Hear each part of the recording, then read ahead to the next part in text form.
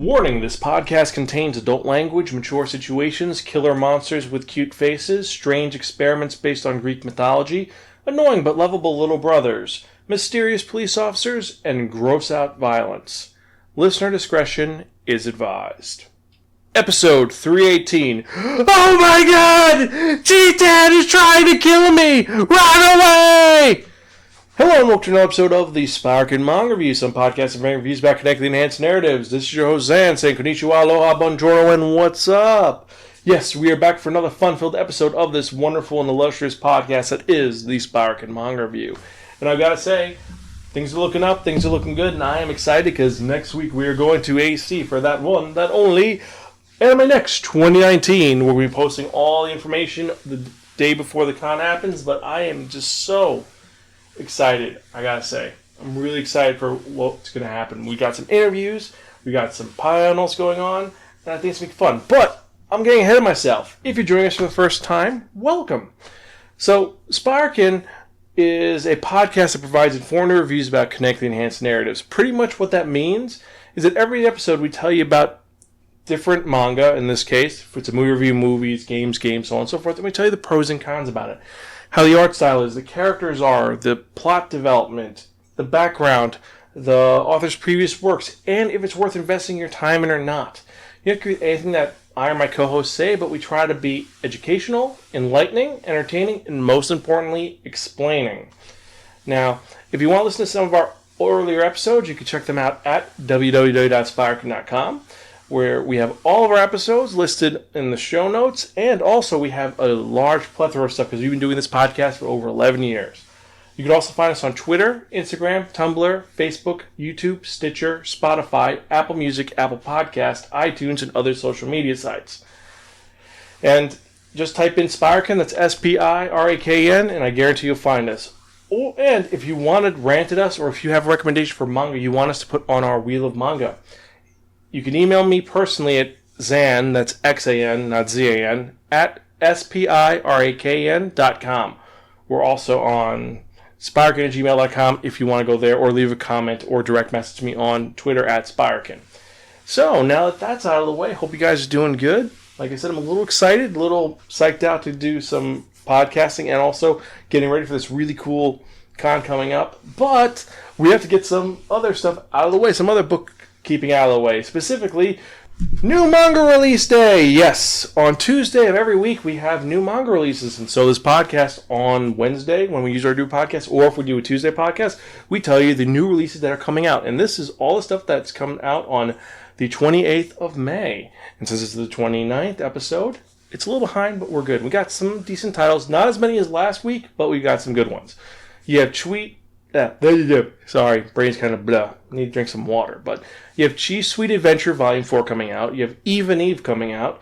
Gleipnir Volume 2. Holy Corpse Rising Volume 1. You have How a Realistic Hero Rebuilt the Kingdom Volume 3, the light novel. And I've been waiting for this manga because I really do enjoy it. I can't wait to actually review this on the podcast. Just the Wheel of Manga has not dictated it yet, but soon it will. And then I can talk about how amazing that series is because it's very different. You have I'm Standing on a Million Lives, Volume 1, Magical Girl Sight, Volume 9, Masamune-kun's Revenge, Volume 10. I thought the series was done, but guess not. Monster Girl Doctor, Volume 4, Moo Monster Secret, Volume 16, Ojojojo, Volume 3 to 4, and Sir Vamp, Volume 12. So a nice little plethora of manga coming out. Like I said, the one I'm looking forward to is How a Realistic Hero Rebuilt the Kingdom. And I want to check out I'm Standing on a Million Lives, because that seems pretty cool. I want to see what it's about. But those are mangas that we may review in the future. For right now, let's get on with it and talk about the manga that we're talking about today. So, if you remember from the last episode, I spun that one, that only, the Wheel of Manga. And it dictated me that I'm reviewing a manga that was written by Chihiro Watanabe. And this was published by Mag Garden. There's 3 volumes of it out. It originally came out 2015 to 2016. And this is a very weird, disturbing, horror, action, fantasy shonen series that I would be intrigued to see released onto an anime series, or better yet, made into a live action film, because this would be horrific and amazing or terrible, depending on what you think.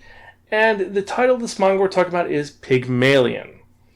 Now, I know, it's a weird title. The reason why is it's a Greek title for a Japanese manga. What's the deal with that? Well, to explain it, Pygmalion is a Greek story about a sculptor who was amazing at his work.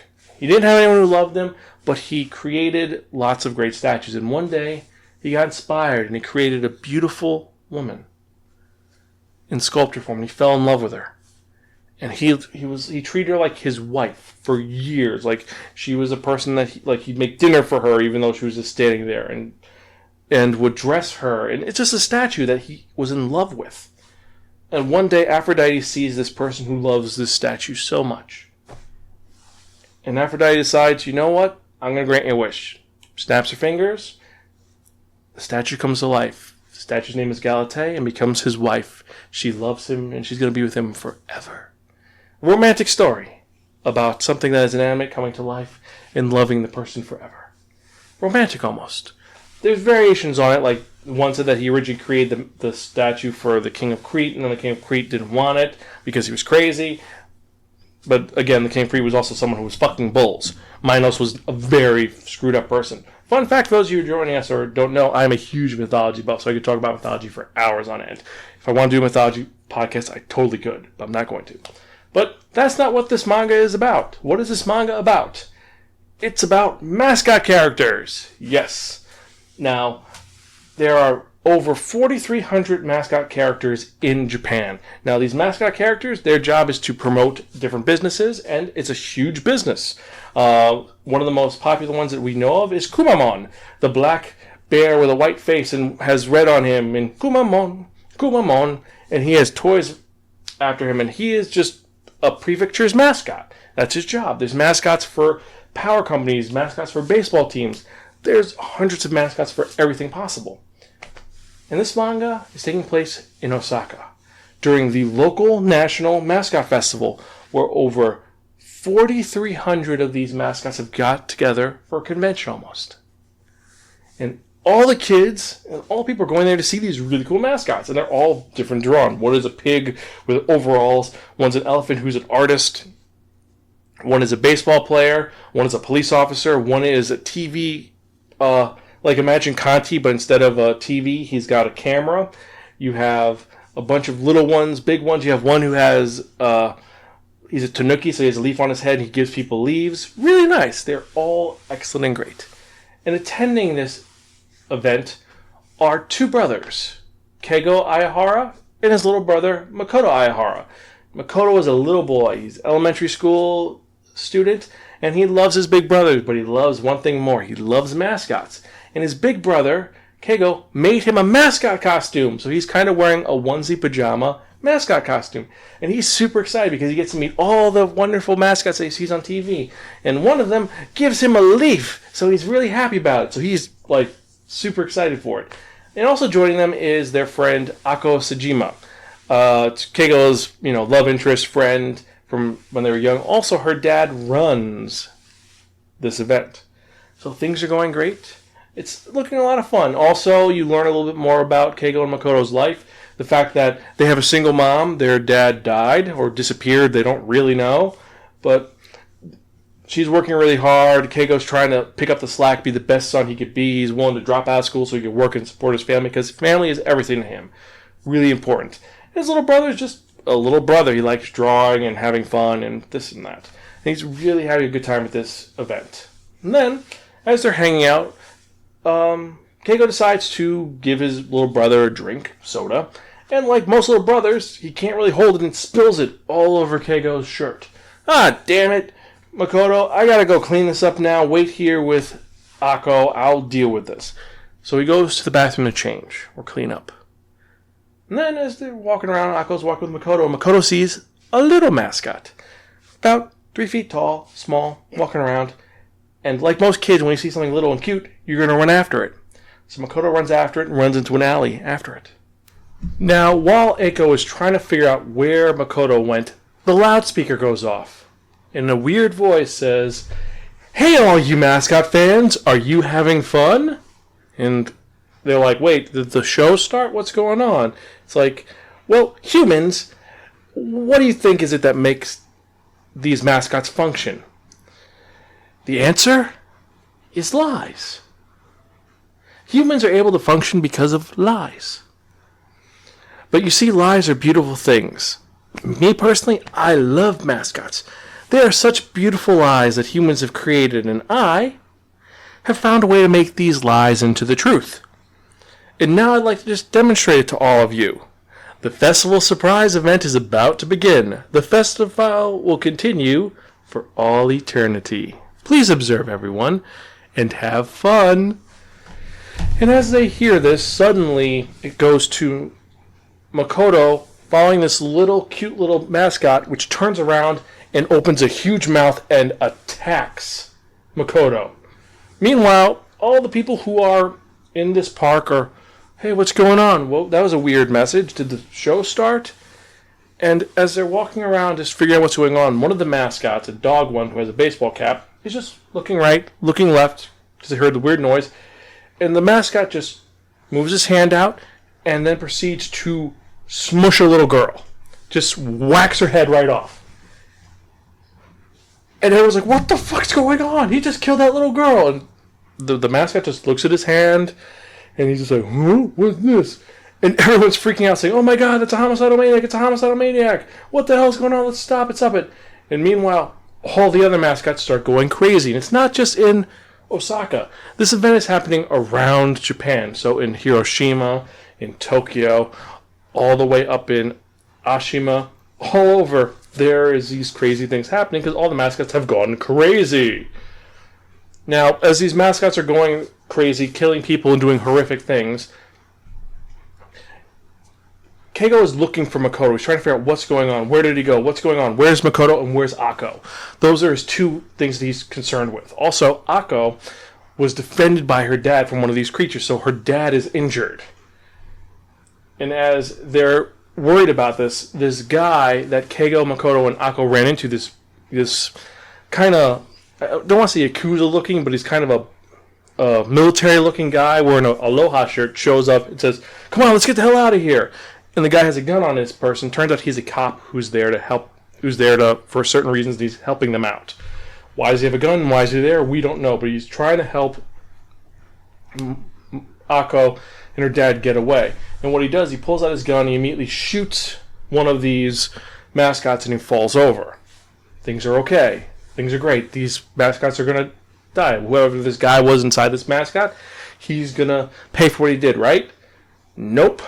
Turns out that the bullet hole heals, the mascot stands up, and his typical mascot face contorts into an angry face, and he opens his mouth. And you see that this is not a mascot of a person in a mascot costume. No, these are actual living, disturbing beings that were brought into existence, and all of them are crazy. And they're angry, and they're here for blood, or whatever they're doing. So this manga is about what would happen if someone made a bunch of evil mascot creatures that are going to destroy the world. Right? And meanwhile, you have Keigo, who's looking for his little brother. Finds his little brother surrounded by a bunch of other mascots who are like almost worshipping him. He goes, tries to fight the mascots off. Suddenly, they all fall down. He hears a weird noise. They all fall down. He gets to his brother, who he cares about. He's like, it's okay, Makoto, it's okay, I found you. And then suddenly, half his head blows off. Turns out there is a sniper who has been following Makoto and Keigo, and he shoots Makoto through the head. So Keigo is completely shocked. He doesn't know what happened. He passes out. And as this sniper is watching, Makoto's head starts to fix up, similar to the mascots. And he's going to shoot Keigo again, Keigo and Makoto, but then he hears stand down. He's like, what the hell's going on? Goes into Japan, in the official, secret headquarters of Japan, where all the heads are, and you have a bunch of them trying to figure out what's going on, why these mascots are going crazy, what do we do, and a mascot walks in. They all freak out, and it turns out, no, it's just the lead scientist for a specific project who likes wearing mascot costumes, because the mascots won't bother her as long as she's wearing the mascot costume. It's almost like a camouflage to blend in. Her name is Chigusa Haruna. and she specializes in life sciences, and she explains what's going on. There was this project called the Pygmalion Project that was working on creating life itself, and their project was these creatures called Galatae. The problem was that 12 of the individuals who started Galatae disappeared, and then this shit happens. They don't know what happened, but the only lead they have is one doctor, Shingo Ayahara, the father of Keigo and Makoto Ayahara. So somehow these two are connected. And this is the story of them trying to stop this apocalypse, and meanwhile Makoto and Keigo are trying to escape, or Keigo's trying to find Makoto. This mysterious being who's crazy wants to kidnap Makoto for nefarious reasons and use him for something because apparently he's half human, half Galatae. And a lot of violent shit happens, including these mascots who do disturbing things. Like, they notice that when humans aren't around, like, mascots do things that they do. Like, one of them is a soccer player, so he's playing soccer with a human head. Another one is a painter. He's an elephant with a paintbrush, and he's painting with, you guessed it, human body. That's what he's using to paint. He's just drawing little stars and things like that. It's a little bit cute, a little disturbing, very weird series. The art style is kind of, well, the human figures look pretty good. The Galatae, when they're cute, they look cute. When they're horrific, they look really horrific. They look like they're real human being creatures that have zippers. Underneath the zipper, there's just like, it's weird flesh, gross nastiness. It's a lot cleaner than, say, Junji Ito's look, or the guy who did, what the hell's his name? Araki's look, but it still has this kind of horrific feel to it, which is kind of cool. The story is very different, I have to admit that, and where it goes, it's kind of shocking, and I didn't expect what it did. It is a very self-contained story. Like I said, it's only 3 volumes long, so it's only, I want to say, 20 chapters, that's it. And it does wrap up kind of nicely, where it has a whole lead-up and a follow, and then it ends with this point, which I kind of do enjoy about it. Now, where could I say it would be better? Well, I think that if they wanted to go a longer run, it would have been cool, but I think that this is the perfect amount for it. My issue with it, though, is it is not for everybody, and some of the things they do focus on are kind of twisted. Like, there's an entire 4 chapters, or most of Volume 2, is just following this one mascot that is chasing after Akko because she's a girl. And it's really, let's be honest, it's rapey. It's rapey as anything, because this one's a pig who likes to fuck things, and he likes women and he hates men. Like, if he sees a man, he screams, and it says the male symbol, and he tries to kill the men. But female, he goes after, and he fucks them. So he's trying to find Akko to fuck her. And they focus a little too much on that, and that was a little, like, I don't want to follow that. I'd rather follow the main story with Keigo, but I do like that it did focus on the side characters as well. And we find out more about including this one scientist for the Pygmalion Project, who she's why they're mascots, because she's completely crazy. She's like, I hate humans, but I love mascots, so we'll make them all into mascots. And then we'll rule the world, or we'll destroy the world, but we'll be fine, but we won't be fine. And then there's more to it than that, including a virus that's named after a Greek god that may stop them or may not. You'll have to wait and see. Now, for my rating, I'm going to have to give Pygmalion by Chihiro Watanabe I want to say a borrow from a friend, because it's really good. It's disturbing and twisted, but it's not for everybody. It really isn't not for everybody, and it's better than A Gift from a Crazy Aunt Muriel because it is so different. It's a horror story which involves mascots, and some people are really creeped out by mascots. Me, I kind of think they're kind of cool, but I could see how it could be kind of creepy. A mysterious, weird plush figure that attacks you and stuff. Like when you see those videos of CHITAN and CHITAN attacking people, it's like, okay, she's going to beat them up. She or he's going to beat them up with baseball bats. Why? Because it's CHITAN. Same premise. But if you have checked this out and you disagree with me, email me, zanspireken.com. Let me know what you think about this. Also, random question of the day is, if you were a mascot, what would your mascot look like? Would you be yourself just in chibi form? Would you be an animal? What would your mascot be? Let us know in the show notes or email us and we'll read them out for you. Now, remember, you can check out any of our other episodes at www.spireken.com. Email me personally, zanspireken.com. We're on Facebook, Twitter, Instagram, all the lovely social media sites. And let's get to the part you've all been waiting for. What am I talking about? I'm talking about that one, that only,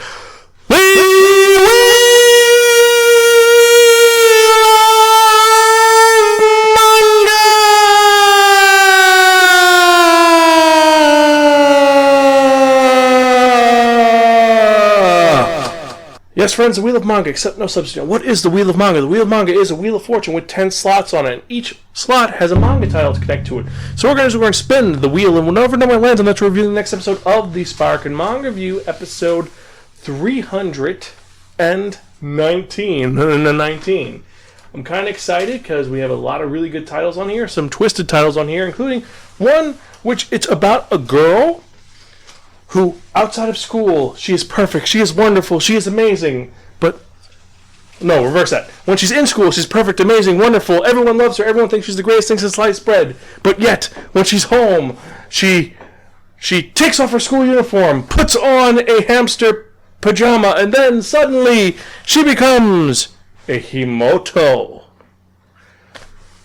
Yes, Umaru-chan is on here. We're going to see if it's going to spin. It might not, but we'll see. So let's spin and see what we review the next episode.